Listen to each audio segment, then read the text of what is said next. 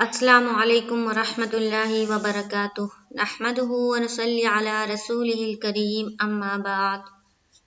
تمام بھائی اور بہنوں کا استقبال ہے میرے چینل پر۔ امید ہے آپ سب خیریت سے ہوں گے۔ الحمدللہ میں بھی خیریت سے ہوں۔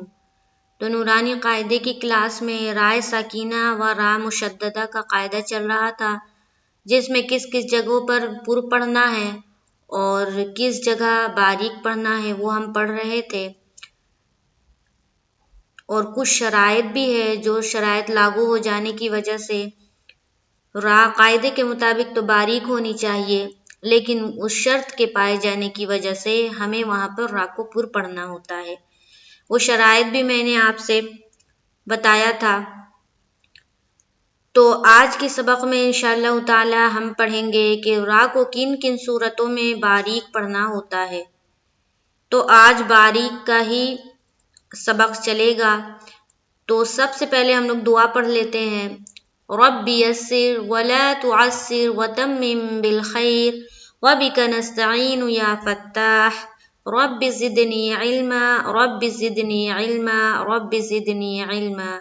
اعوذ باللہ من الشیطان الرجیم بسم اللہ الرحمن الرحیم۔ یہ دیکھیے پہلی لائن دیکھیے، اس سبق میں را کو باریک کر کے پڑھنا ہے، یعنی کہ پہلے واضح کر دی گئی ہے کہ یہ جو نیچے لائنیں آ رہی ہیں ان لائنوں میں جتنی جو بھی چیزیں دی گئی ہے اس میں جتنی بھی را ہے سب کو باریک پڑھنا ہے۔ ٹھیک ہے، تو ہمیں تو یہاں باریک پڑھنا ہے، تو اس سے پہلے ہم قاعدہ بھی دیکھ لیں گے کہ کن کن صورتوں میں را کو باریک پڑھیں گے، کیونکہ پورے قرآن شریف میں جتنی جگہ را آئی ہے یا جتنے قاعدے را کو باریک پڑھنے کے آئے وہ ساری چیزیں یہاں نہیں دی گئی ہے۔ تو سب سے پہلے را کے نیچے زیر ہو تو را کو کیا کریں گے؟ باریک پڑھیں گے۔ ٹھیک ہے، اس کے بعد آ جاتے ہیں رائے ساکینہ سے پہلے زیر ہو تو را کو باریک پڑھیں گے۔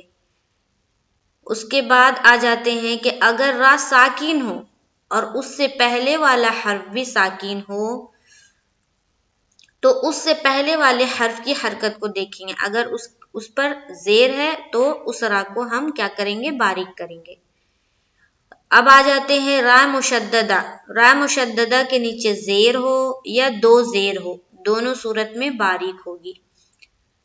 ٹھیک ہے، اب جس را پر حرکت ہے اور وہاں پر ہم نے وقف کرنا ہے تو وقف کی صورت میں وہاں پر تو ہم جزم لا دیں گے، تو اس را پر تو جزم آ گیا، تو اس سے پہلے والے جو حرف ہے اس پر غور کرنا ہے کہ کون سی حرکت ہے۔ اگر زیر ہے تو اس را کو باریک کرنا ہے، اگر پیش یا زبر ہے تو اس را کو ہم نے کیا کرنا ہے؟ پر کرنا ہے۔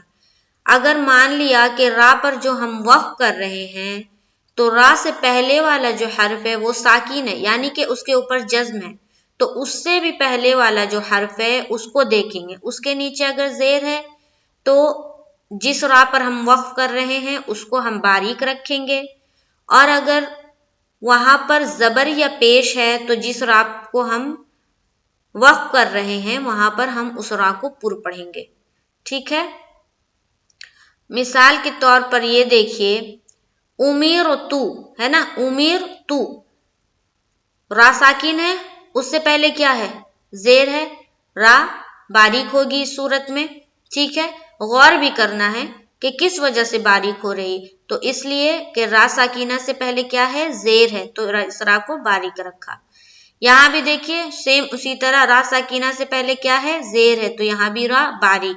منہمیر منہمیر، ٹھیک ہے، امیر تو آگے چلیے وصبر وصبر، را ساکینہ اس سے پہلے کیا ہے؟ زیر۔ ٹھیک ہے، آگے چلیے من شری، رائے مشددہ اور اس کے نیچے کیا ہے؟ زیر، اس وجہ سے باریک۔